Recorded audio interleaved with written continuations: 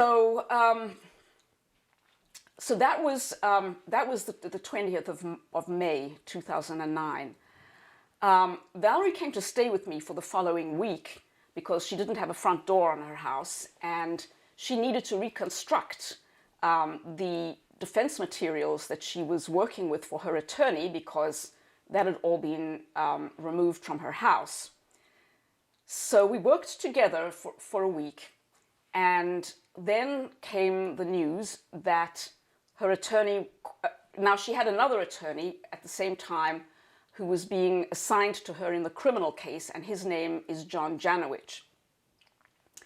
And Janowicz told her that 19 or 20 felonies were being drawn against her, and that she had to turn herself in to the Harford County Detention Center on the evening after 5 o'clock on the 26th of May.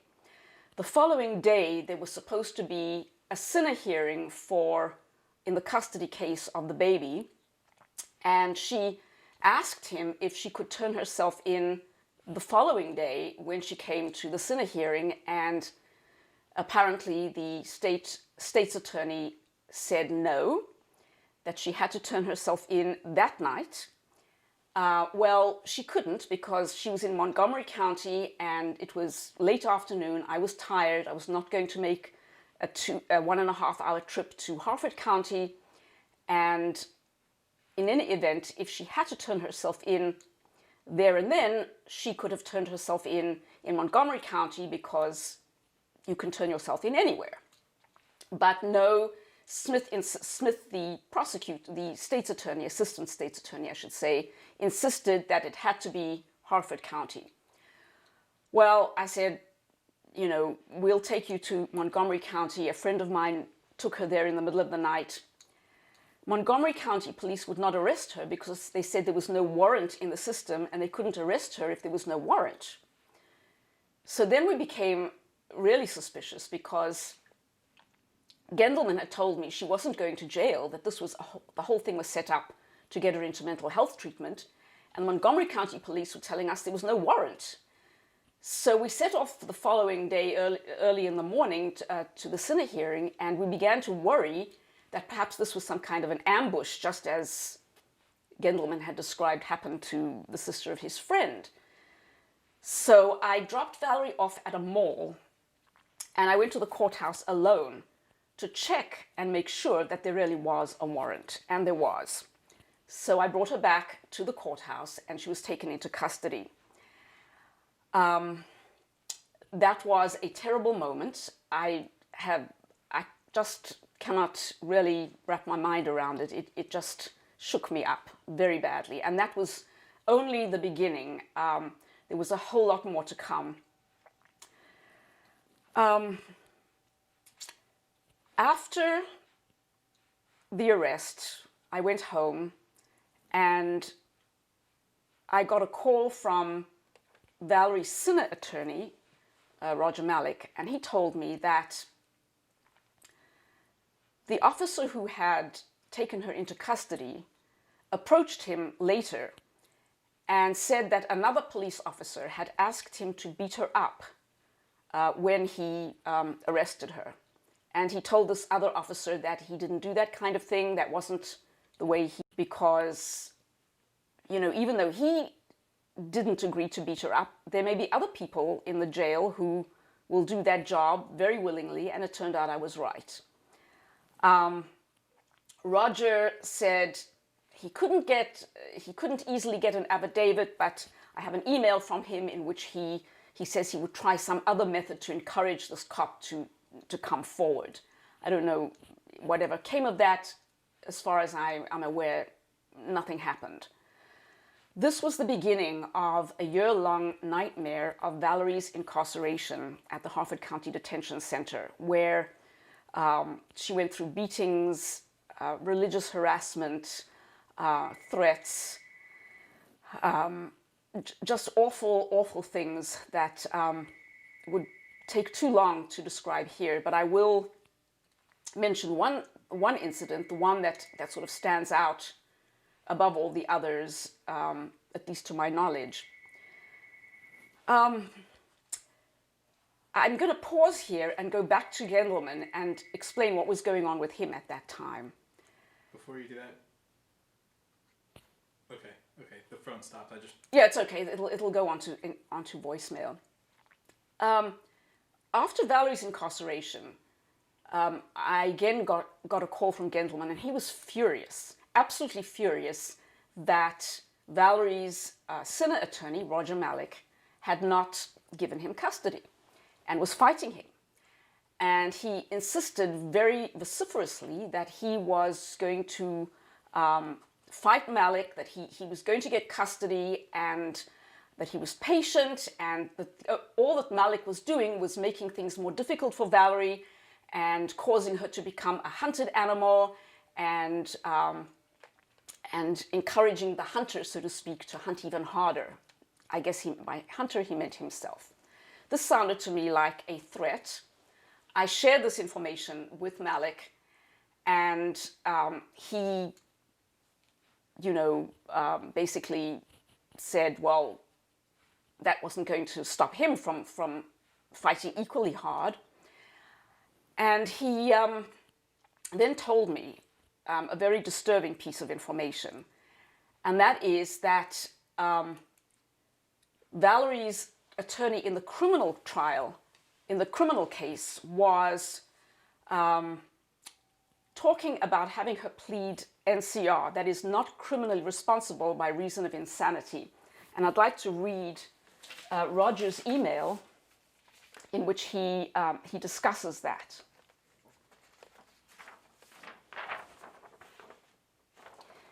He says, my biggest problem I have now is that John Janowicz's division of my office thinks it best to claim NCR status, not criminally responsible, on the basis that Valerie's mental health is so fragile, and if the state has any solid evidence, then they believe they can argue that her mental health is the cause. I disagree strenuously. NCR is a one-way ticket to Clifton T. Perkins or another institute for the criminally insane and a lot of psychotropic medications. After my conversation with you, Valerie, Ms. Geller, and Drs. Baker and Cott, it is clear that Valerie is absolutely sane. Valerie gives way to panic once in a while and tends to globalize that panic. But who wouldn't, after having their children taken from them and placed in homes where their needs are not met, and then being charged with hideous crimes and arrested for no better reason than she fought for her children? Valerie is exhibiting great strength and faith. Okay, that email exchange took place May 28th.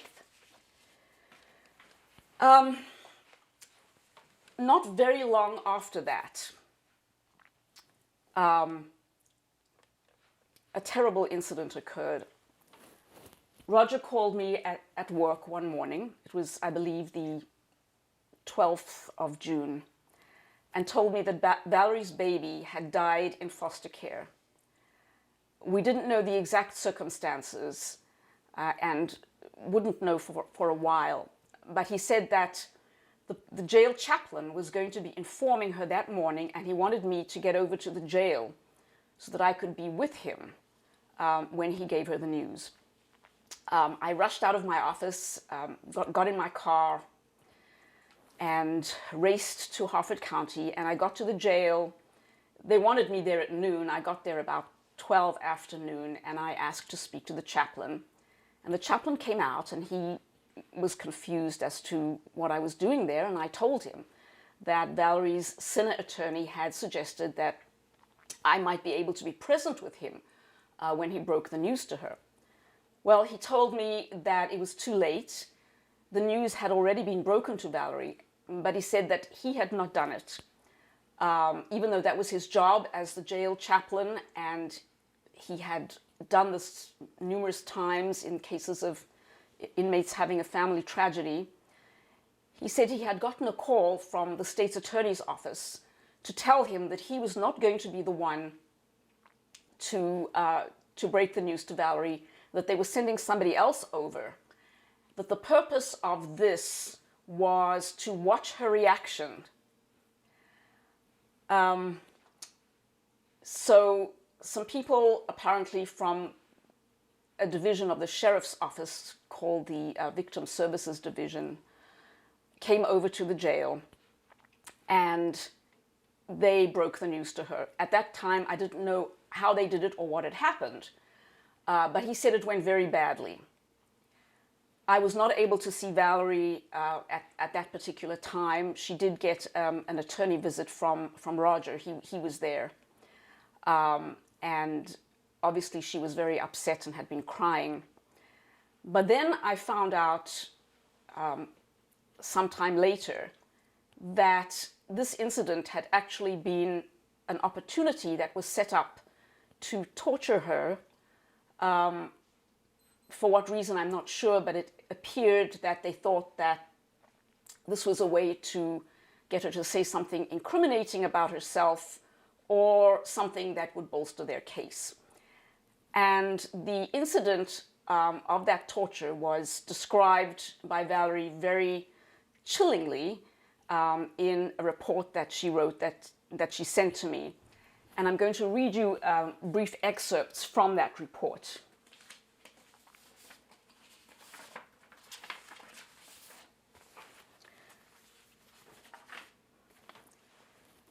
So she says that she was summoned to the chaplain's office that morning, and she saw the jail chaplain sitting in another office and smiled at him, and he told her that he was not the one who was going to be meeting with her, that it was going to be somebody else. And then she noticed that there was a strange chair that looked like a torture chair, some sort of a medieval contraption outside the chaplain's office. She went into the chaplain's office, and there was a woman there who described herself as coming from victim services, and there was also another chaplain there, a chaplain who the jail chaplain had asked to sit in since he couldn't be there to basically help out. Essentially, what the woman said to her was, as she quotes it, well, I'm not going to beat about the bush. I have some bad news. Your baby's dead. And Valerie, of course, was like in total shock. She wanted to know, how, what happened. She sort of began to think sort of spiritual thoughts about, God's hand in this and why this was happening. And then she asked to speak to a rabbi. Now, there was no rabbi there, but she was aware that she was going to have to sit shiva. This was not something she had done before, and didn't know what the requirements were. And she begged them to let her make a phone call to talk to a rabbi so that she could get that information. And here's what happened. I'll just read starting from this paragraph.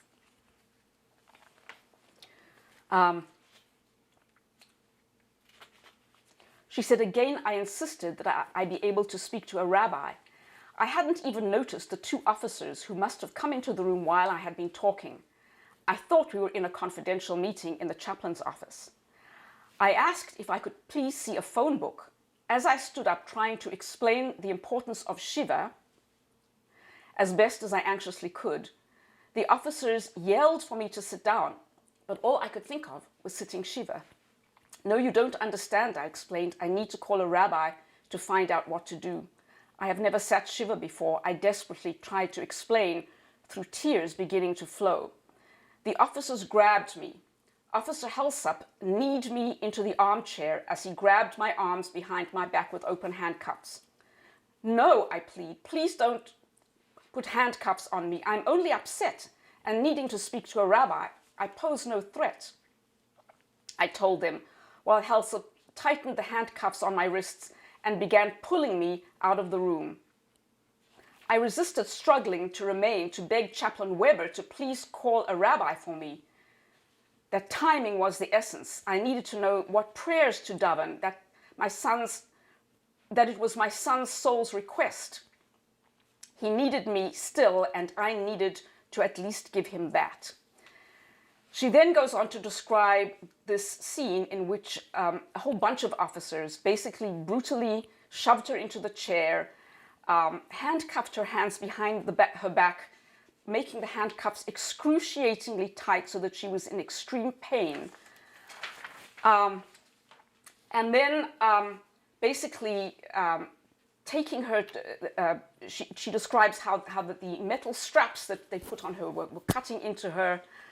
She was sure that her wrists were dislocated. And that's how they took her back to her cell,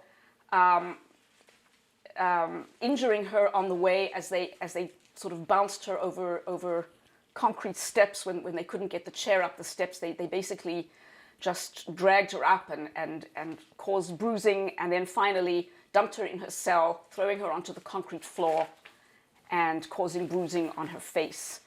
They strapped her back into the chair in her cell, and she stayed there. And then they tried to have a jail doctor come and inject her with Haldol. And she fended him off by explaining that she was allergic to Haldol, that previously when they had tried to give this to her, it had stopped her heart. And if they wanted a lawsuit on their hands, then they should proceed. And they thought better of it and did not inject her with Haldol.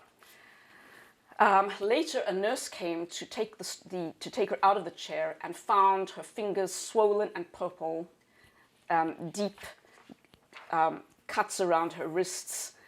She was in agony, and that is how they left her to mourn for her son. Some other incidents like this occurred as well, but nothing quite this dramatic that I know of, but still pretty bad. Can we take another break? Meeting with her and trying to develop the case. And he's noticing that Valerie is pretty upset because of her abuse in the jail. And I had offered my assistance to him in helping him to develop the defense, etc., etc. And so I had a meeting with him and Valerie's mother. This is like mid-August. And he was saying, he presented the prosecution's case to me. At least he gave me key pieces of so-called evidence that the prosecution had, including interviews with 2 children. Now, there was another child involved in this that I didn't mention earlier.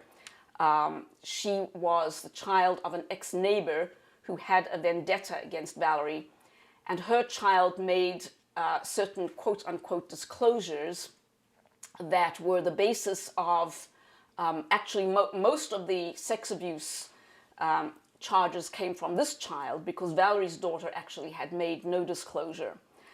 So examining that interview was a very important piece of the defense. And then he also gave me the material that the prosecution had taken out of Valerie's computer, including that piece I read earlier to you from Jacob Gendelman. So one of the things that John Janowicz was complaining about was, now remember, this is somebody who we were afraid was going to make her plead NCR even before he met her. Somewhere along the line, he had been given to believe that Valerie was in delicate mental health, and so this was on his mind. He then proceeded to tell me that he was having difficulty communicating with Valerie, and I said, well, that's not surprising considering what she's going through. But he didn't want to kind of really deal with the issues of her being traumatized. He wasn't interested in that. He was saying to me, she has to be able to communicate with her attorney, and if she can't, then it's possible I may have to send her to a psychiatric hospital and have her plead NCR. Well, I knew perfectly well Valerie would never agree to plead NCR. And so I said to him, you know, we need to just find some other way in which you can improve your communication with your client, because, you know, sending her to a psychiatric hospital is not going to do that. Shortly after that, I discovered that he had already entered a plea of not criminally responsible, actually more than a month earlier, prior to that meeting. It was in fact perhaps 3 weeks after the restraining chair incident, where I can fully understand why Valerie was hysterical and unable to communicate. She'd just been through a most hideous trauma. But he had entered an NCR plea, and now she was actually in the pipeline to be sent to a psychiatric hospital called Spring Grove. I remembered what Roger Malik had said, that this was a one-way